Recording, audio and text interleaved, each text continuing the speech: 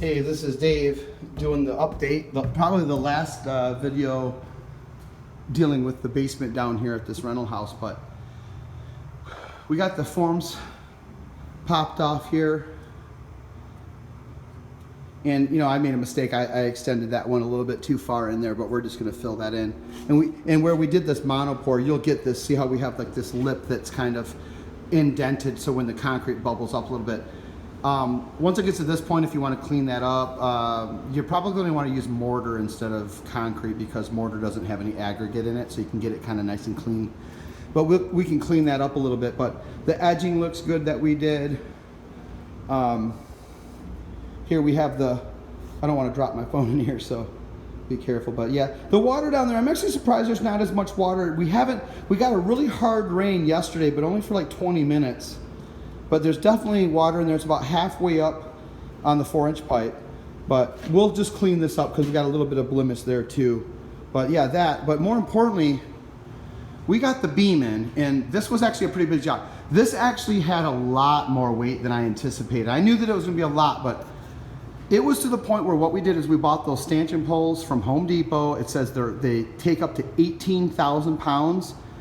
And when we released the jacks onto those, it was holding it, but there was just something about it. I'm like, these just don't seem good. They're just kind of wacky, and they just didn't seem like they're gonna hold long term. I just didn't feel comfortable with it. So I had these custom made from Smead & Sons over off of Dixie Highway, but people on the internet won't know what I'm talking about. But yeah, what we did is we just jacked it up. We had a string and we just jacked it up. We had a 2x4 block. Matter of fact, Justin still has this one here. You just nail a 2x block, put your string tight on the bottom, and then just measure to your string. We just got these measured to 1.5 inches to where these should be. And then I just had these custom made. I just told them outside dimension to outside dimension is the 73 inches we needed. So I believe this one was 73, this one was 73 1/4, and this one was 72 7/8. And the only reason why it's a different measurement is because of the concrete floor just being an old floor.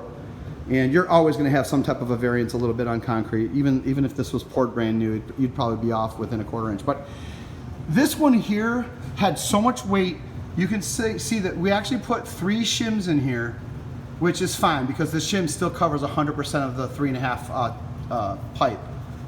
But there's so much weight that it just, man, every time we release the jacks, it just crushes down a little bit. But this beam is exactly 1.5 inches. So this beam is perfectly straight going down this way, as far as wavy this way, but also more importantly, it's straight up and down. So it's perfect. We got it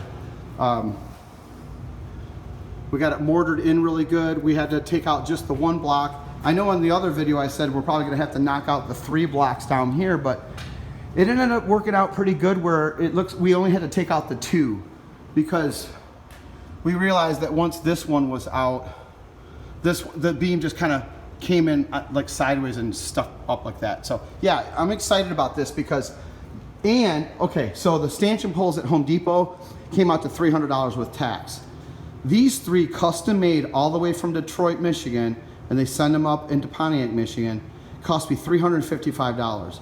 These right here could probably hold, I don't even know, 40,000 pounds. I mean, they're a really thick steel pipe.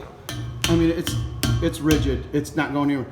We just take a nail, put it up about halfway, 16D sinker, go bend it around, hammer it in. And then down here, the concrete's hard enough now. It's been a while. So like I said, we were just gonna do 2 diagonals. We ran stud anchors down, sawzalled it, and then just took a file. You don't want kids coming around here and cutting their foot wide open on some bolt you cut. So we filed it down really good. And then we actually jacked this up.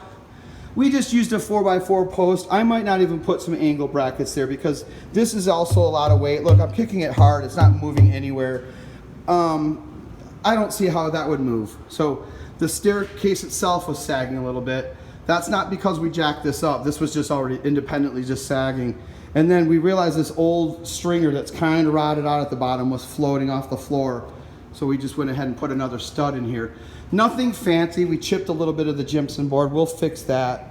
But this, at least this 2x4 gives you something to screw this existing wall. And then I'm also gonna have to put one here.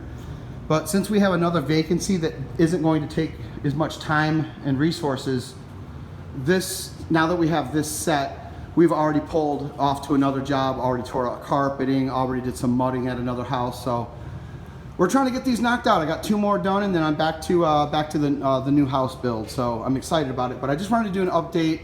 This is basically, I hope my videos are, you know, good enough. I know that my camera bounces around a lot. I'm just a guy doing this on my iPhone. But my value, I find, I'm interested in teaching people things and teaching people how to do things and how to just get it done right. So I'm hoping somebody out there is getting some value from my videos. But yeah, that beam is nice and straight. I like that. I'm seeing if you guys can actually see that. I don't want to tell you guys without actually having the proof of it. So yeah, it's good. And it looks so much better too. These posts are so much better than those cheap.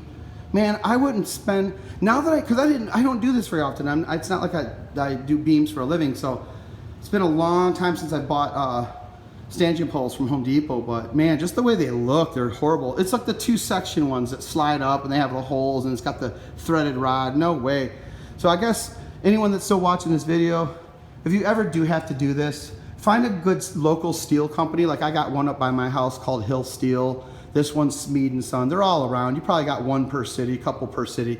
Find a good steel company that'll just custom. It's not that expensive. You know, 350 bucks to support your house, you know. It's basically just a tube with some plates. And I was able to custom it too. I told them I wanted the top plate 3.5 inches, because that's what the beam is, by like 7 to give us space to get the nails.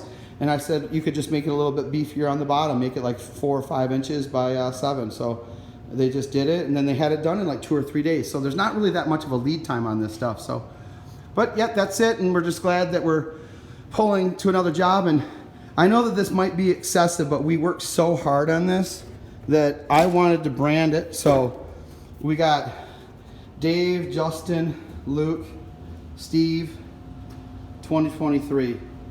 So after we're all long and dead, someone's gonna know that Dave, Justin, Luke, and Steve did this in 2023, and that's cool with me. So anyways, that's the update. This is Dave signing off.